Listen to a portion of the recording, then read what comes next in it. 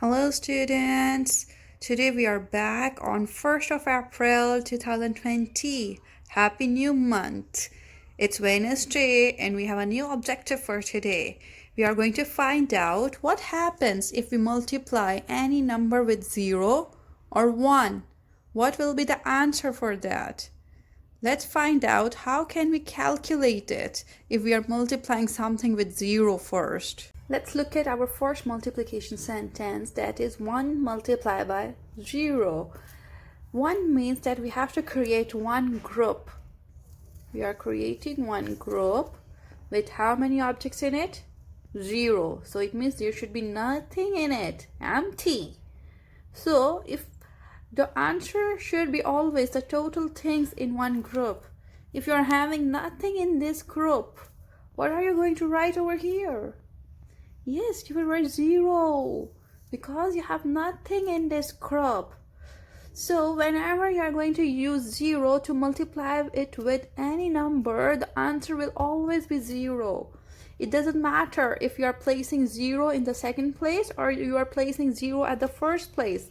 Like this, 1 multiplied by 0 is 0.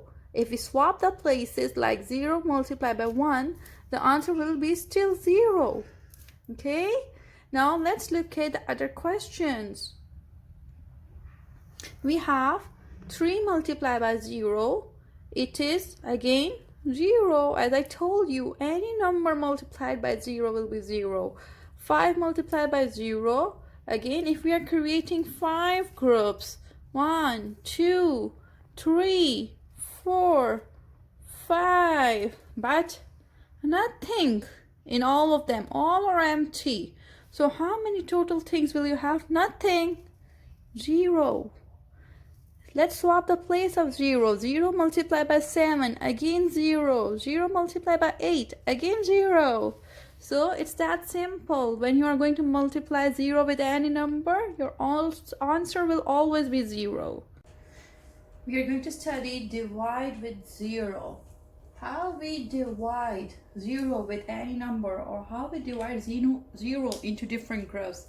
Look at this division sentence, 0 divided by 3. It can be written like this or it can be written like this. Both ways are correct. Now, they are asking you to divide 0 into 3 groups. If we divide 0 in 3 groups, it means the 3 groups that we are creating, they should be empty. There's nothing in it. So the answer will simply be 0. It's that simple. Whenever you are going to divide 0 with any of the numbers, whether it is 0 divided by 5 or it is 0 divided by 100, the answer in all the cases will be 0 because you have nothing to put in each group. All the groups will always be empty. So the answer will always be 0. Now we are going to study multiply by 1. I have written some multiplication sentences over here. As you can see, 1 multiplied by 1. Let's work on our same strategy of creating groups. We have to create one group. We can use either of these numbers to create groups. Let's look at our first number. We are creating one group only. With how many objects in it? Only 1. So total things that we have is 1. Okay, now look at our second multiplication sentence, 2 multiplied by 1. Let's create 2 groups. First group, second group. How many things in all of them? 1 in each group. 1, 1. Now total things, what do we have here? 1, 2, it's 2. Let's work on the third multiplication sentence, 3 multiplied by 1. One group, second group, and the third group. All of them have only one object in them. 1, 1, 1.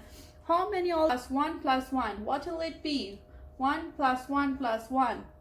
Yes, it is 3. The answer will be 3. So now you see, whenever we are multiplying any number with 1, we get the same number as the answer. 1 multiplied by 1 is 1. 2 multiplied by 1 is 2. 3 multiplied by 1 is 3. It doesn't matter if we swap the places of both factors. If we are putting 3 in the first, and 1 in the second place, we get 3 answer. When we are swapping the place, when we switch them, the answer will still be the same. It will be 3. Can you tell me what will be 5 multiplied by 1?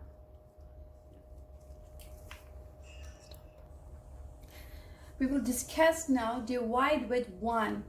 We are going to group different numbers into only one group and see what the answer will be. Now let's look at our first multiplication division sentence, 3 divided by 1. It means we have total things that are 3 and we have to divide them in only one group. Let's create our first group, 1. Only one group. How many total things do we have? We have to sort them out in it. 3. So you just had one group and you put all the 3 things in one group. So what can be your answer? You have to tell me how many things are there in one group.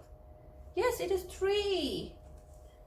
In dividing with 1, you always get the same answer that's here. The biggest number is always your answer. Like 7 divided by 1. It will be 7 because you have to divide 7 in only one group. When you're creating one group with 7 objects, you are getting only 7. So your answer is 7. There are 7 things in one group. Similarly, 5 divided by 1 will be 5. Now 0 divided by 1. What will be 0 divided by 1? It means you have to divide 0 in one group. Just create one group. But 0 total things. You have total things 0. It means nothing. So your answer will be that you are getting 0. Nothing is there.